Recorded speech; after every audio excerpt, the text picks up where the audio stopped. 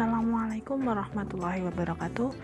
Kembali lagi pada mata pelajaran Bahasa Indonesia untuk kelas 7 di SMP ITA Salam Sanden.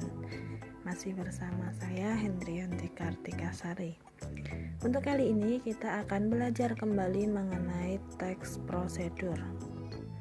Masih ada yang ingat teks prosedur itu apa?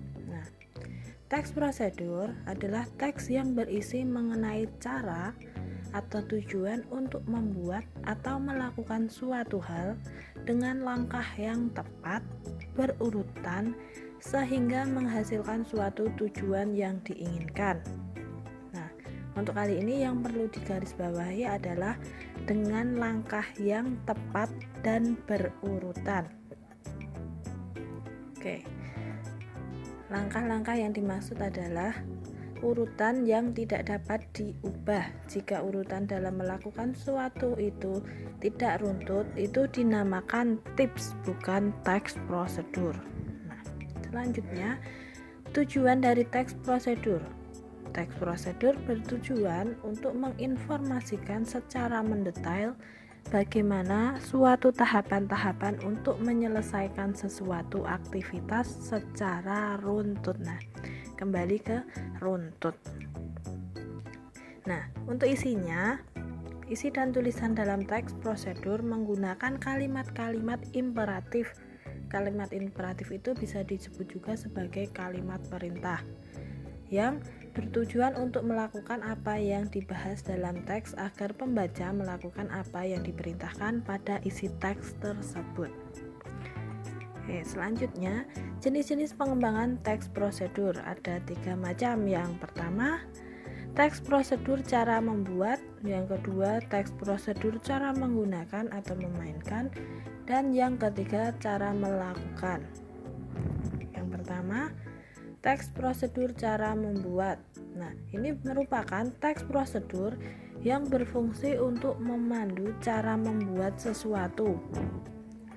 Nah, ciri-cirinya untuk teks prosedur cara membuat itu strukturnya nanti ada alat dan bahan serta langkah-langkah. Yang selanjutnya, cara melakukan merupakan teks prosedur yang berfungsi untuk memandu cara melakukan sebuah kegiatan atau suatu kegiatan. Bisa cara menari, cara melakukan senam, dan lain sebagainya. Nah, yang ketiga, cara menggunakan atau memainkan merupakan teks prosedur yang berfungsi untuk memandu cara menggunakan atau memainkan sesuatu alat. Bisa jadi memainkan alat musik, cara menggunakan suatu alat, dan lain sebagainya. Nah, selanjutnya, ciri-ciri dari teks prosedur. Ciri-ciri teks prosedur dilihat dari segi penggunaan bahasanya. Yang pertama, menjelaskan kegiatan yang harus dilakukan agar pembaca atau pemirsa dapat secara tepat dan akurat mengikuti suatu proses. Nah, proses ini bisa membuat, melakukan, atau menggunakan sesuatu. Yang kedua, biasanya menggunakan kalimat perintah atau kalimat imperatif. Yang ketiga, menggunakan kata kerja aktif. Yang keempat, menggunakan kata penghubung atau konjungsi untuk mengurutkan langkah-langkahnya. Yang kelima, menggunakan kata keterangan untuk menyatakan rincian waktu, tempat, ukuran, dan cara yang akurat. Nah, yang kedua, ciri-ciri teks prosedur dari segi isinya. Yang pertama, berisi panduan langkah-langkah yang harus dilakukan. Yang kedua, adanya aturan atau batasan dalam hal bahan atau kegiatan dalam melakukan suatu kegiatan. Dan yang ketiga, kegiatan dilakukan secara urut. Nah, tadi kan sudah dibahas di awal, ketika kegiatannya dilakukan secara acak atau tidak urut, dinamakan sebuah tips, bukan teks prosedur. Yang selanjutnya, tujuan dari teks prosedur.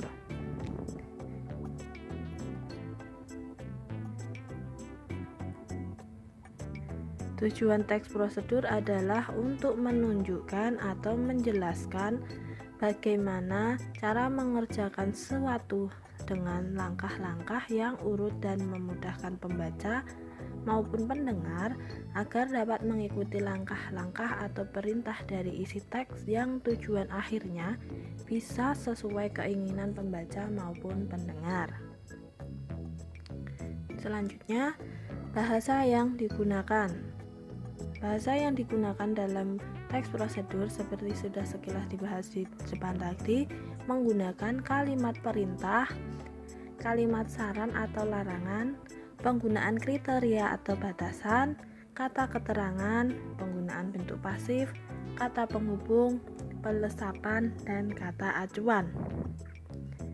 Yang pertama, kalimat perintah. Nah, di sini kalimat perintah merupakan kalimat yang mengandung makna memerintah atau meminta seseorang untuk melakukan sesuatu sesuai dengan apa yang diinginkan oleh penulis atau penuturnya.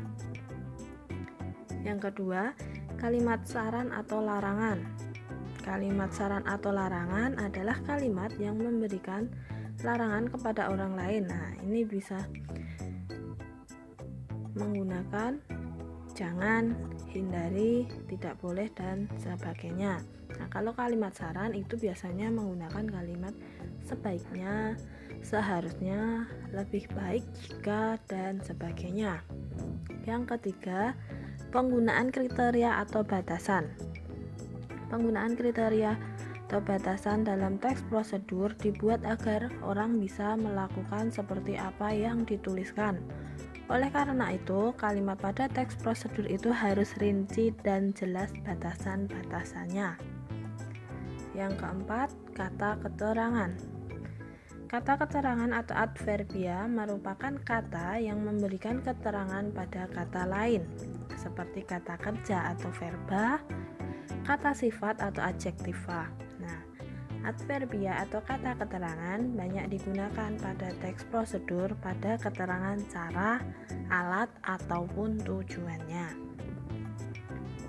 Yang selanjutnya, kata keterangan.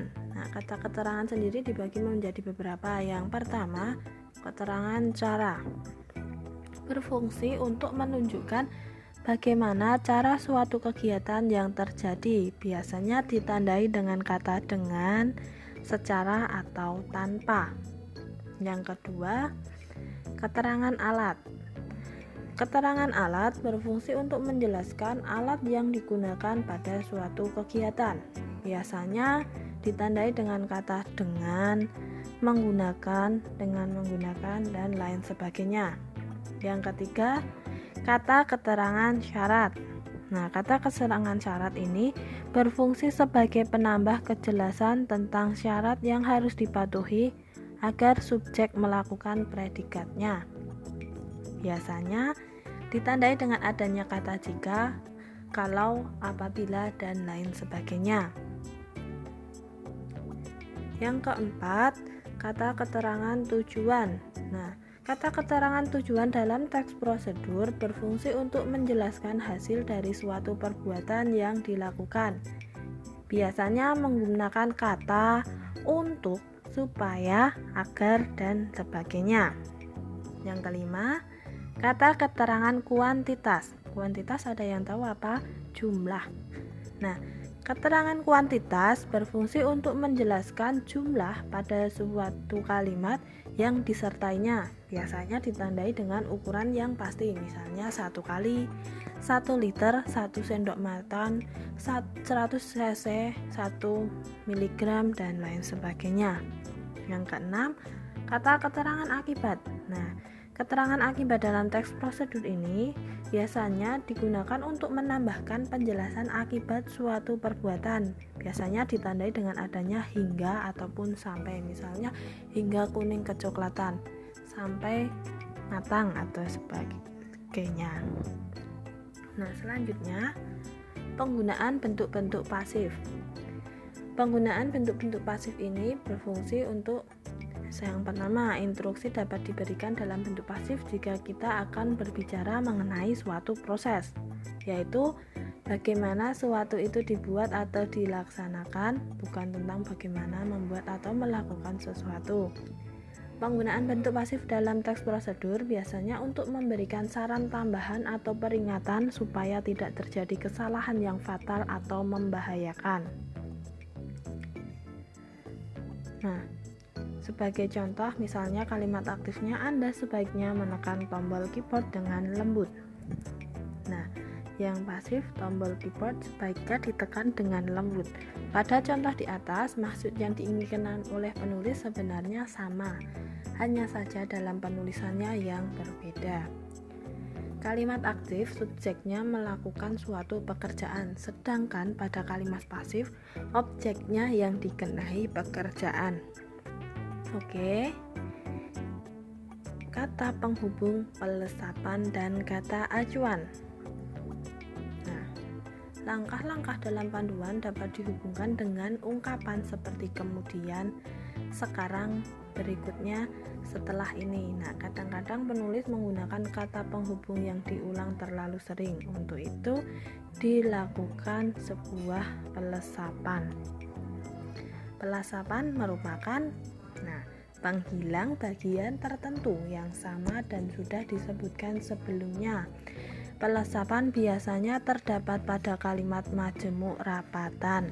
Nah, selanjutnya kalimat majemuk rapatan adalah gabungan dari beberapa kalimat tunggal yang karena subjek, predikat, atau objeknya sama, sehingga bagian yang sama disebutkan hanya sekali saja.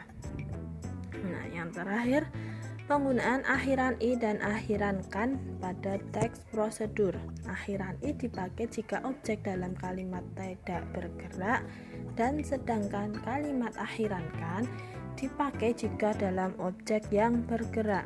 Oke, sekian dulu belajar kita kali ini. Sampai berjumpa pada pertemuan selanjutnya. Banyak salahnya, mohon maaf.